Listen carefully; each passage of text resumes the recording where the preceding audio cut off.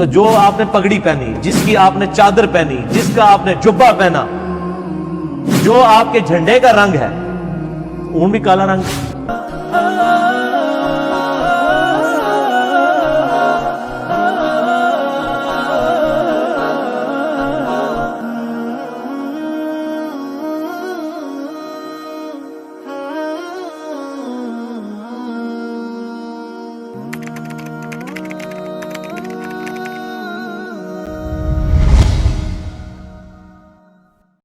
میں نے ان 40 سالوں میں کبھی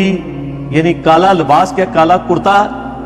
کالی شلوار بھی کبھی نہیں پہنی۔ یہ پہلی دفعہ میں نے کالا لباس پہنا ہے اور وہ آپ کی نظر میں بھی آ گیا، تو وہ بھی مجھے میرے دوست نے گفٹ کیا تو میں نے پہنا۔ ادروائز میں نے یعنی یہ زبردست، ابھی یہ گفٹ میں کرتا، میں نے خود سے نہیں تھا خریدنا، ریلیکٹڈ تھا۔ تو وہ چونکہ میں نے کئی حدیث مطلب میں نے آج سے 5-6 سال پہلے سے یہ بات مطلب بات کر رہا ہوں کہ کالا لباس ثابت ہے، میرے تو اس کو کلپ ریکارڈڈ ہے، کسی رنگ کی، ایون سرخ لباس کی بھی کوئی ممانعت نہیں ہے، وہ روایت ضعیف ہے۔ ترمذی کی کہ ایک بندے نے سرخ کپڑے پہنے تھے، آپ علیہ السلام نے اس کو سلام کا جواب نہیں دیا، آپ علیہ السلام نے خود سرخ لباس استعمال کیا ہے، سبز لباس استعمال کیا ہے، سنن اربعہ میں ایسی روایتیں موجود ہیں، سفید کیا ہے، کالا کیا ہے، ٹھیک ہے۔ زرد صرف منع ہے، وہ بھی احرام کی حالت میں، عام حالت میں زرد بھی پہن سکتے ہیں۔ تو یہ ساری لباس ثابت ہے، اور سارے لباس ان کلرز کی پگڑیاں بھی اگر وہ پہن لیں تو جائز ہے، کوئی حرج نہیں۔ کالا لباس میرے بھائی چونکہ اب ایک فرقہ وارانہ ایک تفریق ہو چکی تھی، اس لیے یہ ٹارگٹ ہو گیا۔ ادروائز میرے بھائی میرے لیے دیکھو نا، تسی ادھر دیکھی جا رہے ہو، کالا لباس جو ہے یہ نبی علیہ السلام کی سنت ہے، اور میں یہ کہتا ہوں کہ آپ نے ہر طریقے سے کالا لباس پہنا ہے، اور جس طرح کالا لباس پہنا ہے کوئی اور لباس پہنا ہی نہیں۔ کس طرح سنیں، صحیح مسلم میں حدیث ہے کہ آپ صلی اللہ علیہ وآلہ وسلم حجۃ الوداع کے جب آپ صلی اللہ علیہ وسلم فتح مکہ کے موقع پر داخل ہوئے مکے میں، تو آپ نے کالی پگڑی پہنی ہوئی تھی، سفید پگڑی بھی ثابت ہے۔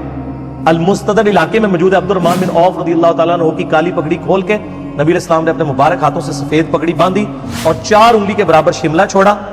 اور کہا کہ شملہ چھوڑا کرو، یوں امامہ خوبصورت لگتا ہے۔ عبد الرحمن بن عوف کو اپنے مبارک ہاتھوں سے امامہ باندھا۔ میں نے پچھلے لیکچر میں المصلی حاکم سے وہ ویڈیو میں HD کیمرے میں وہ حدیث دکھائی بھی تھی۔ تو سفید بھی سنت ہے۔ صحیح مسلم میں کہ فتح مکہ کے موقع پر کالی پگڑی، بخاری کے اندر موجود ہے کہ نبی علیہ السلام نے جو اپنا آخری خطبہ دیا ہے بیماری کے عالم میں، اس میں آپ نے کالا امامہ باندھا ہوا تھا، اور آپ کا عمومی امامہ کالا ہی تھا، ایون آپ علیہ السلام کا جھنڈے کا کلر بھی کالا ہوتا تھا، ٹھیک ہے جی۔ اور جھنڈا بھی ہو گیا، امامہ بھی ہو گیا، کالی کملی تو سنا ہے نا آپ نے، جس مکتب فکر نے آپ کو پڑھایا کہ کالا لباس جو ہے یہ رافضیوں کا لباس ہے اور حرام ہے، وہ تو نعتیں لکھتے ہیں کالی کملی والے، تو ان کو کہ اس کو نعت کو چینج کریں، چٹی کملی والی کر دیں۔ آپ نے اپنی نعت کے اوپر نہیں کبھی غور کیا؟ اور یہ صحیح مسلم میں حدیث ہے، ام عائشہ رضی اللہ تعالیٰ عنہ کہتی ہیں نبی علیہ السلام ایک دفعہ اپنے گھر سے اس حال میں برآمد ہوئے کہ کالے کلر کی، کالے بالوں کی اونی ہوئی کالی چادر آپ صلی اللہ علیہ وسلم نے اوڑھی ہوئی تھی، اس حال میں کہ سیدنا حسن ابن علی آئے تو آپ علیہ السلام نے ان کو اپنی چادر کے نیچے لیا، پھر سیدنا حسین آئے ان کو بھی چادر کے نیچے لیا، پھر سیدہ فاطمہ آئی ان کو بھی چادر کے نیچے لیا، پھر مولا علی علیہ السلام آئے ان کو بھی چادر کے نیچے لیا، اور اس کو روایت کون کر رہا ہے؟ ام عائشہ رضی اللہ تعالیٰ عنہ۔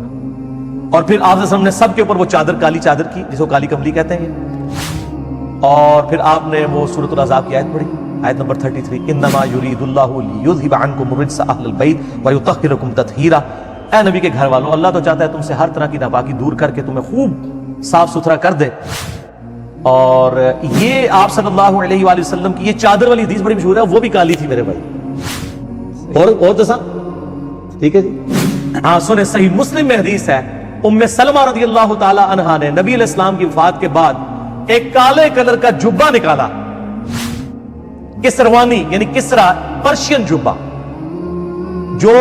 پرشیا کے حاکم نے آپ کو گفٹ بھیجا ہوا تھا، کفار سے بھی آپ گفٹ لے سکتے ہیں۔ وہ اس کے اوپر یعنی دامن کے اوپر